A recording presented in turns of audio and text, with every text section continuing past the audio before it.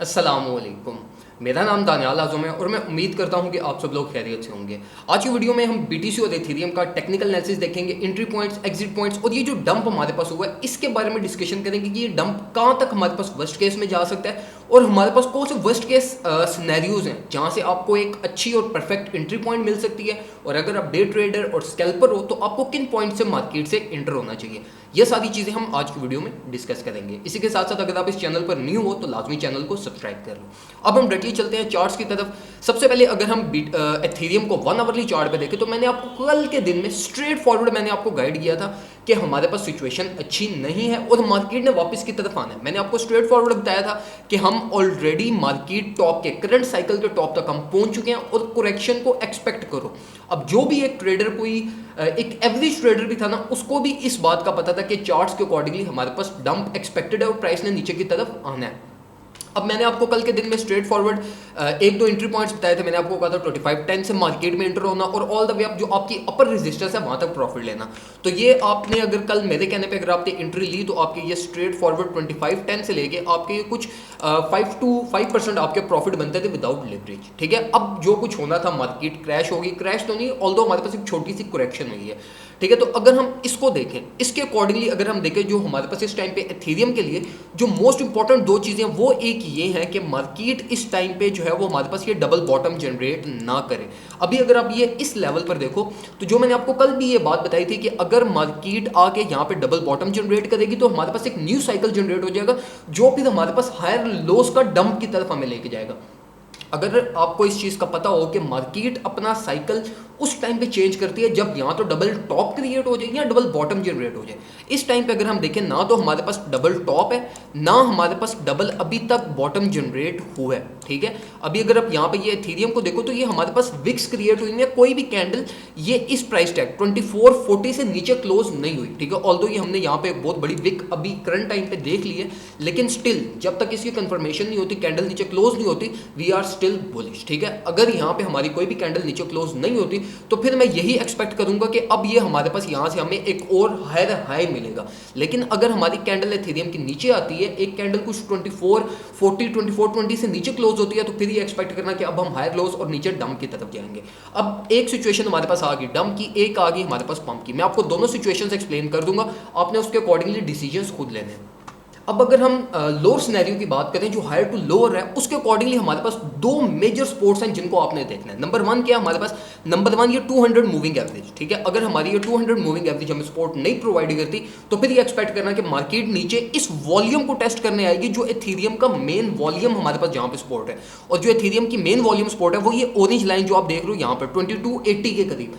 अगर ये दो एंट्री पॉइंट्स हमारे अगर हमें सपोर्ट प्रोवाइड नहीं करते तो फिर एक्सपेक्ट करना कि हम ऑल द वे डाउन 1800 या 1700 अपने lower targets worst case scenarios को हम टेस्ट करने जाएंगे। लेकिन मैं ये एक्सपेक्ट नहीं कर रहा कि हम इन एटलीस्ट शॉर्ट टर्म में हम इतना ज़्यादा नीचे जाएंगे।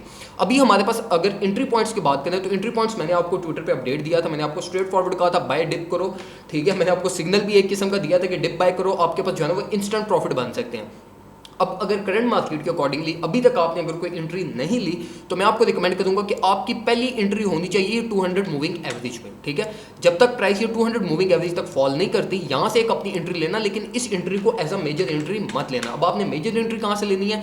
मेजर एंट्री आपकी बनती है ये वॉल्यूम सपोर्ट से। ठीक है, ये मैंने आपको कल के दिन में भी बताया था, मैंने आपको स्ट्रेट फॉरवर्ड बहुत डिटेल में बताया था कि आपकी एंट्रीज किस किस लेवल से होनी चाहिए। ठीक है, मैंने आपको ये बॉक्स के बारे में बताया था कि इस बॉक्स से अपनी एक मेजर एंट्री लेना। ठीक है, अब प्राइस को वेट करो, अगर शॉर्ट टाइम ट्रेडिंग स्कैल्पिंग और करनी है थोड़े बहुत प्रॉफिट के लिए तो फिर जो है वो वेट करो 200 मूविंग एवरेज से जो है ना वो मार्केट से एंटर होना, राउंड अबाउट 2400 2420 30 यहाँ से एंटर होना और ऑल द वे अब जो हमारी हायर रेजिस्टेंस है जो कि करंटली अभी ये है 2480 पे, यहाँ तक अपने प्रॉफिट्स को सिक्योर करना।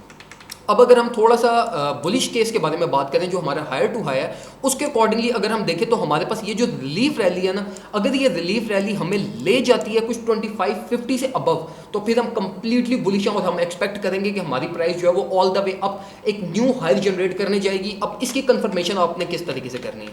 सबसे पहले तो ये मैं आपको ये रिकमेंड करूंगा कि अगर आप अपने अकॉर्डिंगली, ठीक है, आपने इस प्रीवियस ये पूरे पंप से अगर आपने प्रॉफिट्स बनाए हैं ना तो फिर मैं आपको ये रिकमेंड करूंगा कि आप थोड़े बहुत प्रॉफिट प्रॉफिट से यहाँ से मार्केट से करंट प्राइस से इंटर हो जाओ, ठीक है। अगर इन केस यहाँ से मार्केट आपके बुलिश सिनेरियो के अकॉर्डिंगली ऊपर की तरफ जाती है तो आप उसी ट्रेड में और मार्जिन ऐड करके अपनी उसी ट्रेड को एक हैवी ट्रेड बना लेना और प्रॉफिट्स अपने इंक्रीज कर लेना। लेकिन अगर इन केस यहाँ से मार्केट नीचे की तरफ गिरती है तो फिर यह कि आपकी जो एक थोड़े बहुत प्रॉफिट होंगे ना वही आपके लॉस होंगे, ठीक है। आपका जो मेजर पोर्टफोलियो वो आपका सेव रहेगा, ठीक है। इसलिए अब यहाँ पे कोशिश सिर्फ यही करो, वेट को तो सबसे पहली चीज़ तो यही रिकमेंडेड है, वेट को तो, ठीक है। मार्केट में यहाँ पे जो ये सारा वॉल्यूम देख रहे हो ना, ये वॉल्यूम ऐसा जितना स्पोर्टिव वॉल्यूम नहीं है। जो हमारा स्पोर्टिव वॉल्यूम है वो डाउन है, ये हमारे पास 2200 पे है, ठीक है। तो हमारे पास जो एक मेजर ट्रेड आपकी बनती है वो डाउन 2200 से बनती है, 2200 2250 से आपकी बनती है।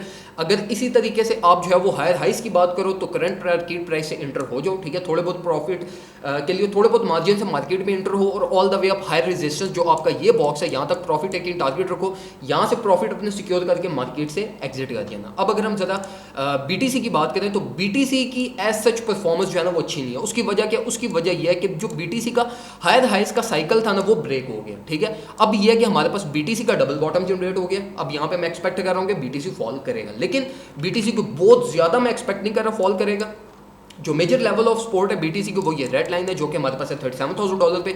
मैं एक्सपेक्ट कर रहा हूँ कि बीटीसी को अगर यहाँ पे सपोर्ट ना मिली और बीटीसी को रिलीफ ना मिली अप टिल कुछ 40,000 अबव तक, तो फिर मैं एक्सपेक्ट करूँगा कि प्राइस हमारे पास ऑल द वे डाउन $37,000 तक आएगी, जो आपकी एक अच्छी एंट्री बनती है। यहाँ इस पॉइंट से आप ये चीज़ कर सकते हो कि आप थोड़ा मार्जिन यूज़ करके हाई लेवरेज यूज़ कर सकते हो, जो कि ऑफकोर्स नॉट रिकमेंडेड है, लेकिन स्टिल एक ऑप्शन है। इसी तरीके से आप यहाँ पर जो है वो ज़्यादा मार्जिन और लेस लेवरेज करके आप यहाँ से भी एक एंट्री ले सकते हो, जो आपको क्विक प्रॉफिट दे सकता है ऑल द वे डाउन $37,000 से। लेकिन मैं आपको ये रिकमेंड करूंगा कि अगर अभी तक आपने एंट्री नहीं ली बीटीसी में, तो बीटीसी की एक छोटी सी एंट्री इस प्राइस टैग से भी ले लो, क्योंकि एक्सपेक्टेशंस है कि प्राइस हमारे पास कुछ ना कुछ 39,500 600 तक इस बैरियर तक चली जाएगी। तो वहां तक अगर प्रॉफिट लेना चाहते हो तो एक छोटी सी ट्रेड है जो आपके प्रीवियस प्रॉफिट्स हैं उनसे मार्केट में एंटर हो जाओ।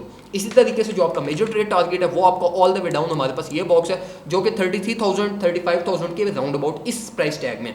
मैं एक्सपेक्ट यही कर रहा हूँ कि प्राइस हमारे पास ऑल द वे डाउन $35,000 की टेस्टिंग करने इसी वीक एंड तक हमारे पास आएगी। लेकिन स्टिल ये जस्ट एक्सपेक्टेशंस है अकॉर्डिंग टू हर जो भी ट्रेडर होता है ना उसकी कुछ ना कुछ एक्सपेक्टेशंस होती हैं अकॉर्डिंग टू मार्केट, ठीक है। तो वो जो मेरी एक्सपेक्टेशंस है वो ये है कि एक $35,000 को बीटीसी टच करने लाजमी आएगा, जहां से फिर से एक दफ़ा जो है वो एक्युमुलेशन होगी, ठीक है। तो उसके बाद फिर हम जो है वो इसी बुल रन के अगर हम हायर पिक्चर पे देखें तो फिर हमारे पास वो एक हायर हाई और हायर लो का पूरा एक सीक्वेंस बुलिश जनरेट होता है।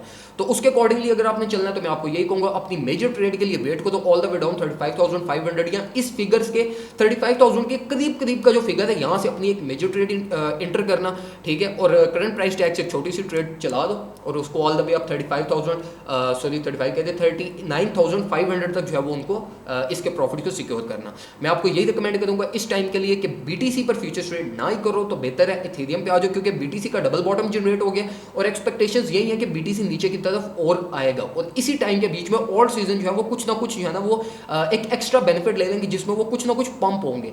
तो रिकमेंडेड यही है कि बीटीसी को छोड़ के एथेरियम पे फ्यूचर्स ट्रेड करो, क्योंकि एथेरियम को इस टाइम पे थोड़ा सा एज मिल गया, क्योंकि बीटीसी का डबल बॉटम जनरेट हो गया, बीटीसी अपने न्यू साइकिल में, लेकिन एथेरियम स्टिल अपनी स्पोर्ट्स पे है। तो एक्सपेक्टेशन यही है कि एथेरियम कुछ ना कुछ ऊपर की तरफ जाएगा, जिसके बाद अगर कोई फर्दर करेक्शन होनी है वो होगी। तो फ्यूचर्स ट्रेड करनी है तो एथेरियम पे करो, बीटीसी को स्पॉट में बाय कर लो और बाकी जितने भी ऑल्ट कॉइन्स हैं, XRP हो गया, हमारे पास पोल्काडॉट हो गया, कार्डानो हो गया, सोलानो हो गया, या कोई भी जिन पे आप ट्रेड करते हो उनको स्पॉट में बाय करो। फ्यूचर ट्रेड में ना जाओ तो इस टाइम पे आपके लिए यही बेहतर है। तो ये सारी इन्फॉर्मेशन थी जो मैं आपसे शेयर करना चाहता था। उम्मीद करता हूँ आपको वीडियो पसंद आई होगी।